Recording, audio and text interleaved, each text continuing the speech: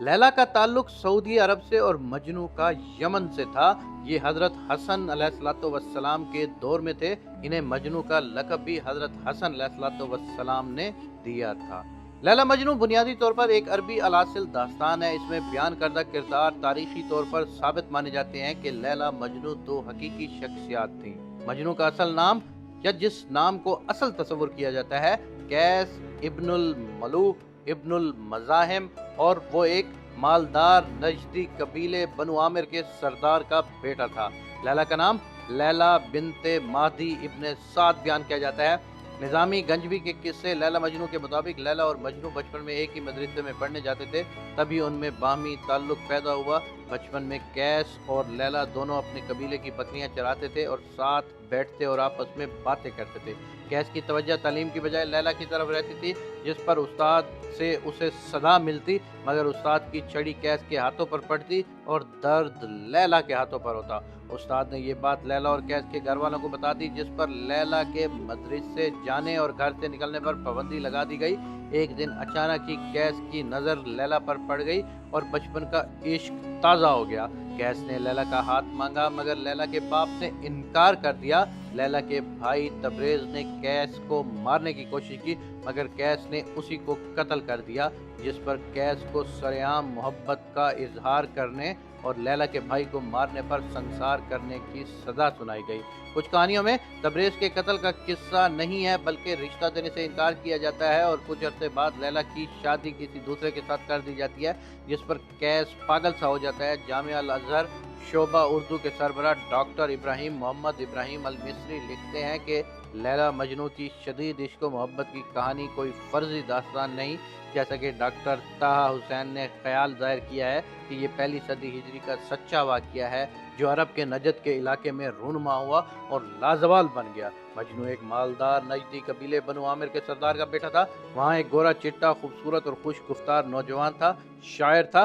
कैस ने लैला पर शायरी करते हुए एक जगह लिखा है, वो एक चांद है जो एक सर्द रात में आसमान के वस्त में चमक रहा है। वो निहायत हसीन है, उसकी आंखें इस कदर सियाह हैं कि उन्हें सुरमे की ज़रूरत नहीं। कैस के वालिदैन अपने ख़ानदान के साथ लैला के वालिद के पास गए और लैला का रिश्ता मांगा।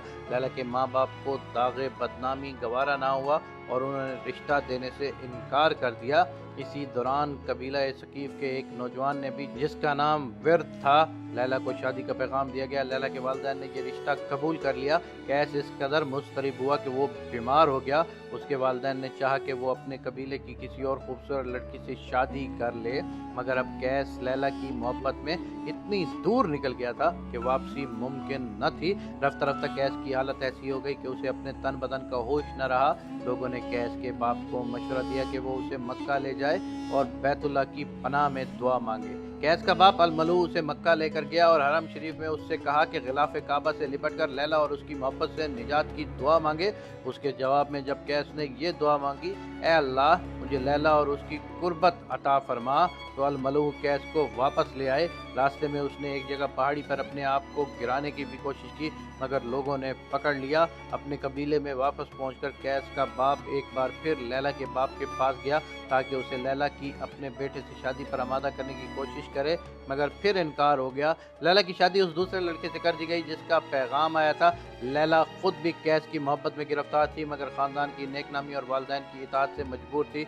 कैस को ये मालूम हुआ कि लैला की शादी हो गई है तो उस पर क़यामत टूट पड़ी। उसका ज़हनी तवाज़ुन बिगड़ गया, वो अपने वजूद को भूल गया, गोशे नशीं हो गया और फिर एक दिन सहरा में निकल गया। लैला को आवाज़ें देता, पहाड़ों, दरख्तों और जंगली जानवरों से पूछता, लैला कहाँ है। इसी हाल में एक दिन उसकी नज़र एक हिरनी पर पड़ी। वो उसके पीछे हो लिया और निगाहों से ओझल हो गया। उसके घर वाले सहरा में उसे ढूंढते रहे। चौथे दिन वो उन्हें एक पथरीली वादी में रेत पर मुर्दा पड़ा मिला। रिवायात के मुताबिक लैला भी शायरा थी और यही चीज़ है जिसने इस मोहब्बत भरे किस्से को एक अलमिया बना दिया, जिसके लिए दिल और आंखें रोते हैं। ये मुमकिन तो था कि ये मोहब्बत शादी पर मंतज होती और खुशियों भरी ज़िंदगी इन्हें हासिल होती, मगर तकदीर के आगे तदबीर का कहाँ बस चलता है।